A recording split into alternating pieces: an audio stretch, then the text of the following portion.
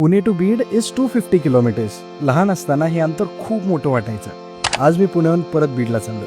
मयंक मला आता ड्रॉप करायला चाललाय वाघोलीला. Mayank came to drop me at the bus stop in Wagholi. Bus तब्बल 1 तास लेट होती. यार बस नहीं आ रही, बाइक पे चलते हैं यार. रात्री 12 वाजता फायनली बस आली. बकचोदी मत कर यार भाई, बकचोदी मत कर. आमची बस आलेली आहे.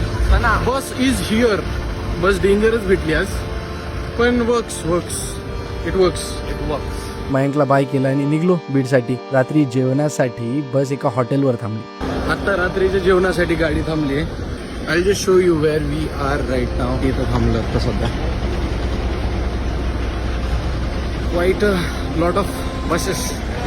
आणि तिथे रँडमली मला एक फ्रेंड भेटला, स्मॉल वर्ल्ड. मग तिथून निघलो आणि पुढचा प्रवास झोपेतच गेला. नेक्स्ट सकाळी जेव्हा उठलो मी बीड मध्ये होतो आणि the first thing that I saw was आपलं बीडचं बस स्टँड. खरं सांगायचं तर हे नवीन बस स्टँड बघून खूप छान वाटतं, कारण मी ते जुनं बस स्टँड बघितलंय जिथे पावसाळ्यात उभा राहणं सुद्धा खूप अवघड होतं. तिथून रिक्षा घेतला आणि 2 मिनिटात घरी पोहोचलो. Good morning from Beed. आता हे काय घरी पोहोचलोय.